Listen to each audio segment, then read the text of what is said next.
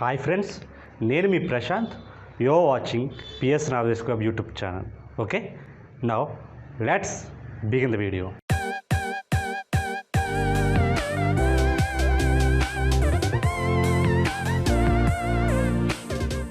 ఒకప్పుడు గుండె జబ్బులు 50 ఏళ్ళు దాటిన వారికి వచ్చేవి. కానీ విపరీతమైన ఒత్తిడి, శారీరక శ్రమ అంటే ఎక్సర్సైజ్ చేయకపోవడం వల్ల ప్రస్తుతం 30 ఏళ్ల వయసులోనే గుండె జబ్బులు బారిన పడుతున్నారు. గుండె జబ్బుల ముప్పు రోజు రోజుకి అధికమవుతోంది. దీంతో గుండె ఆరోగ్యం గురించి అవగాహన కల్పించే ఉద్దేశంతో ప్రతి సంవత్సరం సెప్టెంబర్ 29న వరల్డ్ హార్ట్ డే జరుపుకుంటున్నాం. ఎక్కువ మంది భారతీయులు బలి తీసుకుంటున్న జబ్బుల్లో హార్ట్ అటాక్ ముందు వరుసలో ఉంటుందనే చెప్పుకోవాలి. ఎందుకంటే గత 15 సంవత్సరాల్లో గుండెపోటు కారణంగా మరణించినటువంటి భారతీయుల సంఖ్య 34% పెరిగింది. గుండెపోటు రావడానికి గల కారణాలు ఏంటి? గుండె ధమనుల్లో అంటే ఆర్టరీస్లో క్రొవ్వు పేరుకుపోవడం, ధమనుల గోడలు గట్టిపడడం లాంటి కారణాల వల్ల గుండెపోటు వస్తుంది.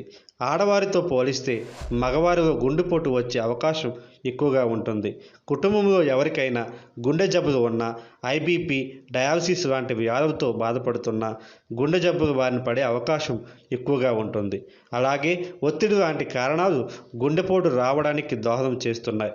మానసిక ఒత్తిడికి లోనైనప్పుడు కూడా ఇలాంటి ప్రమాదాలు సంభవిస్తూ ఉంటాయి. హార్ట్ అటాక్ ఎవరికి ఎక్కువగా వచ్చే అవకాశం ఉంటుంది? ఎక్కువగా హార్ట్ అటాక్ రక్తపోటు ఉన్నవారికి, అలాగే రక్తంలో ఎక్కువ శాతం క్రొవ్వు ఉన్నవారికి, శారీరక శ్రమ లేని వారికి, లావుగా ఉన్నవాళ్లకు, మధుమేహ వ్యాధి ఉన్నవారికి, మద్యం ఎక్కువగా సేవించే వాళ్లకు, బీడీ, సిగరెట్ లాంటి పొగాకుకు సంబంధించిన వాటిని వాడే వాళ్లకు, అలాగే వయసు మీద పడుతున్న వారికి గుండెపోటు ఎక్కువగా వచ్చే అవకాశం ఉంటుంది. హార్ట్ అటాక్ లక్షణాలు ఎలా ఉంటాయి? గుండెపోటు రావడానికి ముందు ఛాతీలో అంటే చెస్ట్లో మెల్లగా నొప్పి వస్తుంది. ముఖ్యంగా ఛాతీ మధ్య భాగంలో నొప్పి ఉంటుంది. కొద్ది నిమిషాల పాటు నొప్పి అలా వచ్చిపోతూ ఉంటే దానిని హార్ట్ అటాక్గా గుర్తించాలి. గుండెపోటు వచ్చే ముందు మెడ, దవడ, చేతులు, నడుము, పొట్ట భాగాల్లో అసౌకర్యంగా ఉంటుంది. శ్వాస తీసుకోవడంలో ఇబ్బందిగా ఉంటుంది.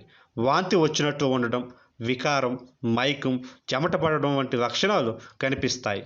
అదేవిధంగా ఛాతీలో ఎవరో గట్టిగా అణిచివేస్తున్నట్టు లేదా చెస్ట్ బరువుగా ఉన్నట్టు అనిపిస్తుంది. గుండె నొప్పి వచ్చినప్పుడు రోగికి ఎటువంటి ప్రథమ చికిత్స అందించాలి? గుండె నొప్పికి ప్రథమ చికిత్సను అందించడం ద్వారా జీవితాలను రక్షించవచ్చు. నైపుణ్యం గల వైద్యుని సహాయం అందే వరకు రోగిని పడుకోబెట్టి టైట్గా ఉండే వస్త్రాలను లూజ్ చేయాలి. ఆక్సిజన్ సిలిండర్ దొరికినట్లయితే రోగికి ఆక్సిజన్ ఇవ్వాలి. ఆ సమయానికల్లా నైట్రోగ్లిజరిన్ లేదా సోరిబ్ట్రేట్ ట్యాబ్లెట్ అందుబాటులో ఉంటే 1 లేదా 2 ట్యాబ్లెట్స్ను రోగి నాలుగు క్రింద ఉంచవచ్చు. అలాగే ఆస్పిరిన్ ట్యాబ్లెట్ను కూడా నీటిలో కరిగించి ఇవ్వవచ్చు.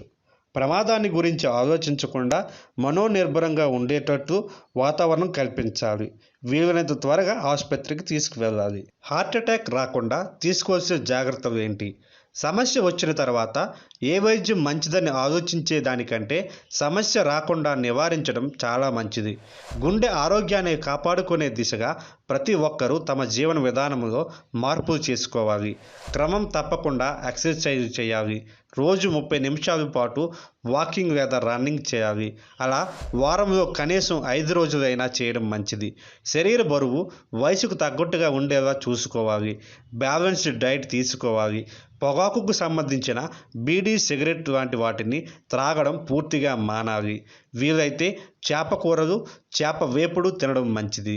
ఆకుకూరలు, ఫ్రూట్స్ తప్పకుండా మనం తీసుకునే ఆహారంలో భాగం చేసుకోవాలి. ఆకుకూరల్లో మిగిలిన కూరగాయలతో పోలిస్తే విటమిన్ కే ఎక్కువగా ఉంటుంది. విటమిన్ కే రక్తము గడ్డగట్టడానికి తోడ్పడే పోషక పదార్థం. అంతేకాకుండా గుండె, రక్తనాళాల జబ్బులు, రక్తనాళాల్లో మరియు మూత్రపిండాలలో రాళ్ళు వంటి వాటిని నియంత్రించగలిగే శక్తి వీటికి ఉంటుంది. ఆకుకూరలు కంటి చూపును పరిరక్షిస్తాయి. ఎందుకంటే ఆకుకూరల్లో విటమిన్ ఏ ఉంటుంది. క్రొవ్వు పదార్థాలు, నూనె పదార్థాలు తినకూడదు.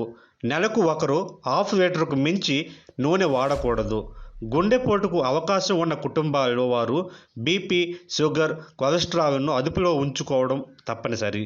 గుండెపోటు రావడానికి అవకాశాలు ఉన్నాయా లేదా అని గుర్తించే పరీక్షలు షుగర్, బీపీ, కొలెస్ట్రాల్ వంటి పరీక్షలు ఎప్పటికప్పుడు చేయించుకోవాలి.